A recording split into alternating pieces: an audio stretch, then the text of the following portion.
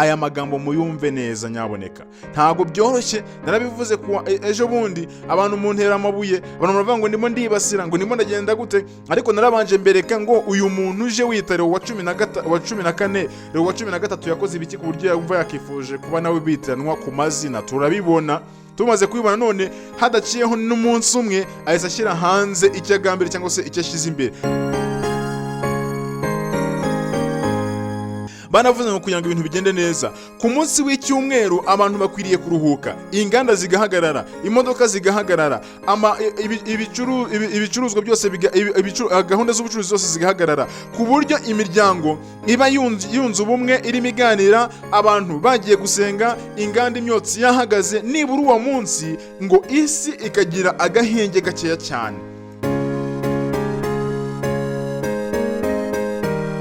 Kuko Bibiliya tuvuga ngo iby'iminsi n'ibihe si ibyacu n'abana bacu, bifite uwo bireba, twikitureba no kwitegura. So rero kuba navuga ngo Leo wa 14 agiye kuzana ibikorwa bikomakomeye, kandi kuko nkibivuga hacaho amasaha agahita ashyira hanze icyo agambiriye, yuko ari kuvuga ngo mureke tuve mu magambo dushire mu bikorwa, namwe murimo murumva aho ibintu birimo birerekeza. So rero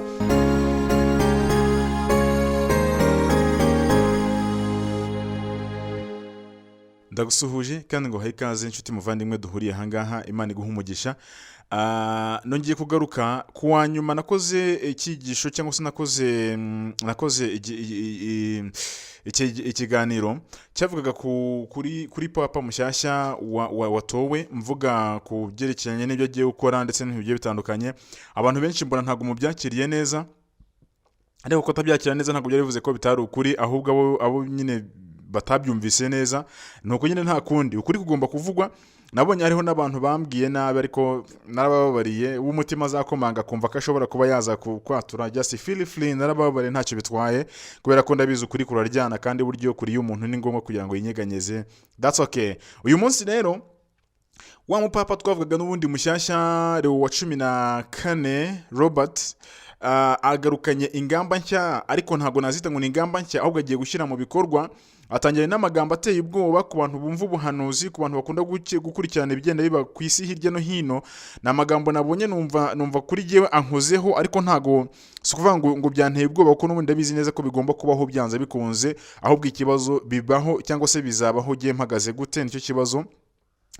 Naho kuba byaba kunyine bigomba kuba.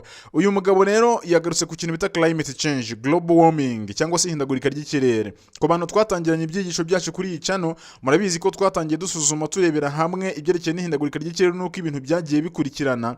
Tuza gusanga icyitwa ihindagurika ry'ikirere, nubwo abayobozi b'isi bacyitwaza, nubwo abanyamadini babyitwaza, ariko twaje gusanga hari ikindi kintu kibyihishe inyuma, kirimo umutego wo gushyiraho itegeko ry'icyumweru. Ibyo twarabirebye, twasuzumiye hamwe urwandiko rwo papa yandikiye abari bari mu nama, n'ubundi yerekeranye yavuga ku byerekeye n'imihindagurikire y'ikirere nuko babungabunga ikirere kizima. Tuza gusanga icyitwa encyclical letter yitwa ngo ni Laudato Si. Tuza kuyisoma, tugiye imwe dusomamo, n'ubu ngubu ndaje ndabibasomera, hanyuma nanababwiye n'amagambo papa yavuze ejo bundi kuwa gatandatu w'isabato, ubwo ni kuwa gatanu wa leta nk'uko bamwe bajya babivuga. Urumva ejo ni umusibe ejo hashize. Hari amagambo yavuze asa nk'akomeye. Bwa mbere agiye ku buyobozi ahise ahera ku kintu bita climate change.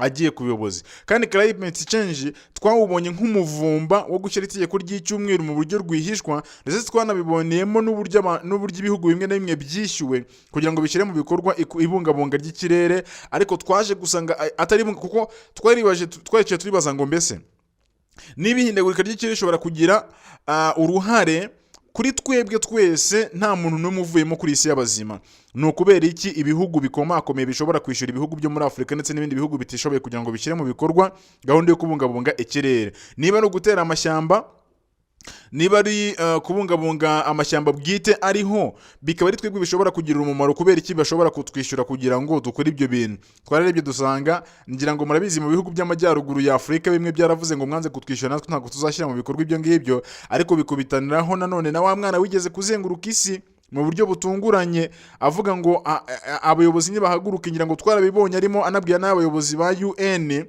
ku byerekeye na global warming.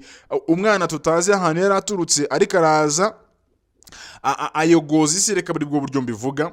Hanyuma biviraho n'umuvumba, ariko tuje gusuzuma none twaje gusanga uwo mwana w'umukobwa yari afite aho ahuriye na papa, kubera ko bari barimo bigeze guhurira ahantu barimo baserebura laudato si, cyangwa se baserebura iyo gahunda yo gushyiraho itegeko ry'icyumweru. Mu magambo papa yandikiye abo bayobozi mu nama muri ku itariki 24 z'ukwezi kwa gatanu 2015 muri encyclical letter yitwa Laudato Si, yanditsemo amagambo navuga ngo akomeye.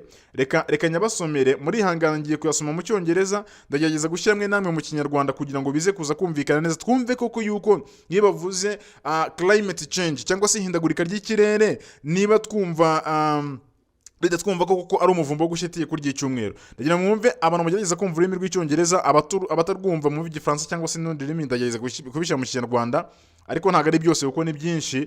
Ni ku kagingo kaho ka 237 karavuga ngo mu cyongereza, on Sunday our participation in Eucharist has a special importance. Sunday, like Jewish Sabbath, is meant to be a day which heals our relationship with God, with ourselves, with others, and with the world.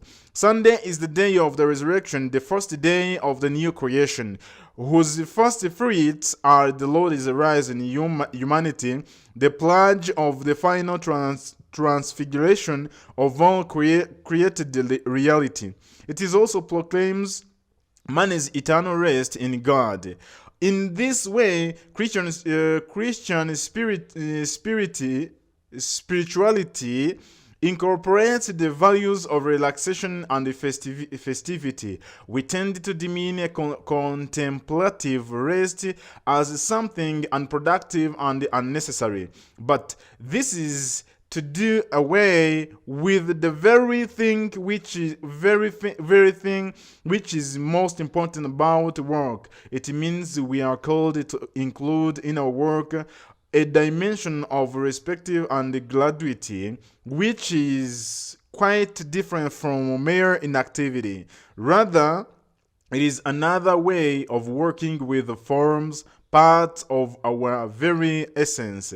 It protects human action from becoming empty activists.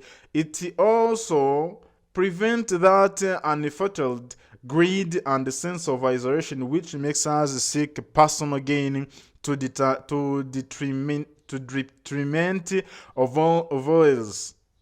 The law of weekly rest forbiddeth work on the seventh day, so that your ox and your donkey and may have rest, and the son of your maidservant and the stranger may be refreshed.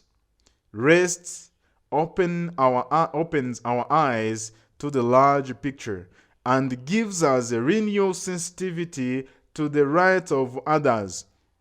And so, the day of rest, centered on Eucharist, shed its light on the whole week and motivates us to greater concern for nature and the poor.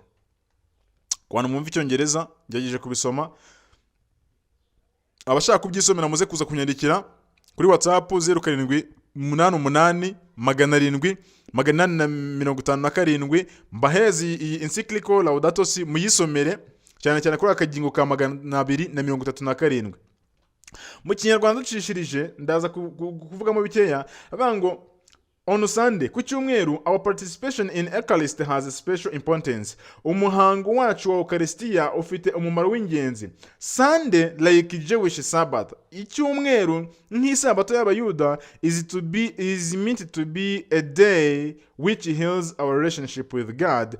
Ati n'umunsi ukwiriye kuba isano cyangwa se impuza yongera kuduhuza n'Imana, with ourselves natwe ubwacu, with others ndetse n'abandi, and with the world ndetse n'isi. Sunday is the day of resurrection. Icyumweru ni umunsi w'umuzuko, the first day of the new creation, umunsi wa mbere w'iremwa rishya, whose first fruits are the Lord's rise in humanity. Ati aho imbuto zayo zambereye mu kongera kuzuka kw'ikiremwa muntu, the pledge of the final transfiguration of all creatures reality, ahangaha wenda reka ne gukomeza kubisobanura cyane, ariko ndagira ngo mwumve amagambo yasoreje hasi ku magambo ya nyuma. Aravuga ngo and so, hanyuma rero the day of rest, umunsi w'ikiruhuko, centered on Eucharist, ushingiye kuri Eucharistia. Kandi mwibuka ko hejuru batubwiye ngo icyumweru nk'umunsi dukoreraho Eucharistia, none ngo umunsi w'ikiruhuko ushingiye kuri Eucharistia, ngo uwakwirakwije cyangwa se ukwirakwiza umucyo wawo mu gihe cy'icyumweru cyose, bikadukangurira kwita ku byaremwe ndetse no kwita ku bakene. Mu yandi magambo bisobanuye ngo aya ni amagambo Papa Francis yanditse muri 2015, ayandikira abayobozi b'isi bari mu nama yo kwita ku bidukikije no kubungabunga ikirere. Umuntu akaba yakibaza ngo mbese niba baravuga ku kirere, ibintu bya Eucharistia, ibintu by'icyumweru, ibintu byo gusenga, ibintu by'iremwa rishyashya bije bite? Aho kantu mugatekerezeho neza. Hanyuma natinze cyane, uyu mupapa waje Robert cyangwa se Leo wa 14, we noneho muri semina yagize kuwa gatandatu w'isabato, ubwo ni kuwa gatanu wa leta, reka bari ko tubivuga kugira ngo abatabyumva cyangwa se abatabizi nabo bashaka kubyumva. Hari amagambo yavuze ngo mwihangane nyasome, yavuze ngo during a seminar in Rome dedicated to addressing the problem of environmental crisis, Leo said, Leo yavuze ngo it was time to move. Byari igihe cyangwa se ni igihe cyo kuva, to move from words to action on environmental crisis. Ati ni igihe cyo kuva mu magambo tugashyira mu bikorwa gahunda y'ibungabunga cyangwa se yo kubungabunga ikirere. Aya magambo muyumve neza, ngo ni igihe cyo kuva mu magambo tugashyira mu bikorwa gahunda yo kubungabunga ikirere. Aya magambo muyumve neza nyaboneka, ntago byoroshye. Narabivuze kuwa ejo bundi, abantu muntera amabuye, abantu baravuga ngo ndimo ndibasira, ngo ndimo ndagenda gute, ariko narabanje mbereka ngo uyu muntu uje witare wa 14, Leo wa 13 yakoze ibiki ku buryo yumva yakifuje kuba nawe bitiranwa ku mazina. Turabibona, tumaze kubibona, none hadaciyeho n'umunsi umwe ahise ashyira hanze icyagambere cyangwa se icyashyize imbere. Kandi twabonye ko gahunda ya climate change ni ukugira ngo bashyire itegeko ry'icyumweru, kuko niho barimo baravuze ngo kugira ngo ibintu bigende neza, reka mbitature neza, banavuze ngo kugira ngo ibintu bigende neza, ku munsi w'icyumweru abantu bakwiriye kuruhuka, inganda zigahagarara, imodoka zigahagarara, ibicuruzwa byose, gahunda z'ubucuruzi zose zigahagarara, ku buryo imiryango iba yunze ubumwe, irimo iganira, abantu bagiye gusenga, inganda imyotsi yahagaze, nibura uwo munsi ngo isi ikagira agahenge gakeya cyane. Ngiyo gahunda yo kubungabunga ibidukikije, cyane cyane climate change, ihindagurika ry'ikirere. Ibyo rero batangiye kubishyira mu bikorwa, ngira ngo twarabibonye, aho maze iminsi mbibabwira aho abamwe na bamwe batangiye kugenda babishyira mu bikorwa, kandi ngira ngo n'abantu muri mu Rwanda yego abantu muri mu Rwanda natwe ibyo ngibyo tubiziho cyane.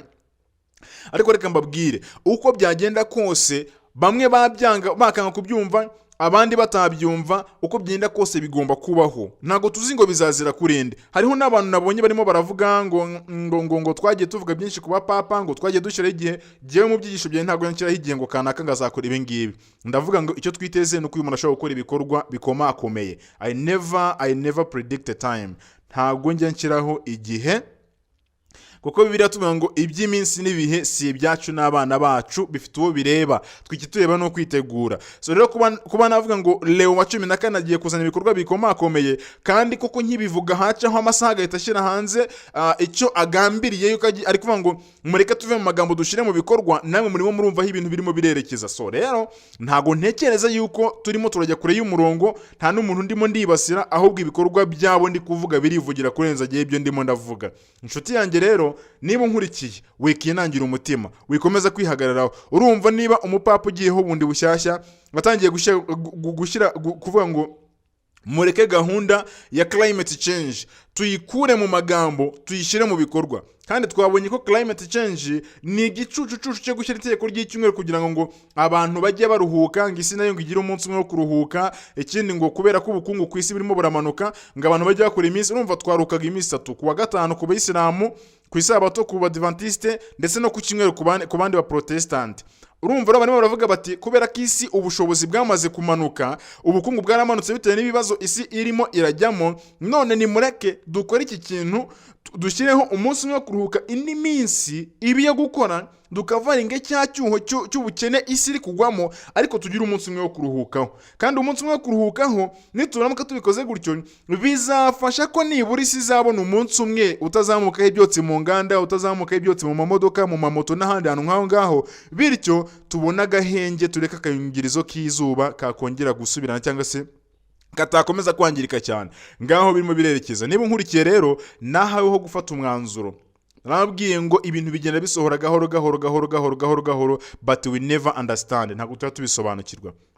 So ndabasabye rero nshuti bavandimwe, ntago abantu je ntago ngambiriye kuyobya abantu ko simfite aho mbajyana, nta rusengero mfite, nta torero mfite, torero ni ry'Imana, ahubwo nanjye ndimo ndakora ibishoboka byose ngo abanyumva twese dukizanye ubugingo bwacu, bityo kuri urya munsi Yesu Kristo naramuka agarutse tuzabagabo guhamya ngo Imana twategereje ituzaniye agakiza. Ngicyo mba nifuza rero, nta mutima mba mbikoranye, nimwumva hari nuko ndimo ndavuga mukumva imvugo isa nk'igakaye, nyine ukuri niko kugomba kugenda iyo kugenda muri ijambo ry'Imana. Tuvuga ngo ijambo ry'Imana ry'ubwaryo ni inkota ihinguranye gatandukanye umubiri, inyama n'umusokoro.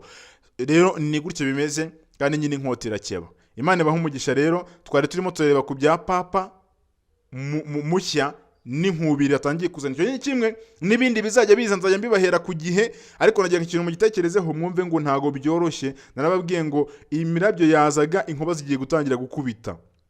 Yego, imirabyo yazaga inkuba zigiye gutangira gukubita. So rero mwitonde, mushikame, musenge, ntimugire ubwoba, ubuhungiro ni muri Yesu Kristo, nta handi twakora ibyiringiro. Ikindi kandi iki ni igihe cyo kugendera mu ijambo ry'Imana, ntago ari igihe cyo gukomeza kugendera mu binyoma byashyizweho n'abana b'abantu. Niwumva ijambo ry'Imana rigutsinze, ukumva hari ukuntu utsinzwe muri wowe, wikirwa urwana cyane, ahubwo emera uce bugufi uhita ukurikira icyo ijambo ry'Imana rivuze, kubera ko gahoro urugi rw'imbabazi rurimo ruragenda rukingwa, nk'uko ku bwa Nowa byagendaga rukinga rwikingura, uko niko bimeze. Icyakora mu minsi mike tugiye twumva ibintu bivuze ngo birarangiye, uwera agumye yere, uwandi yagumye yandure, hanyuma ibintu bitandukane.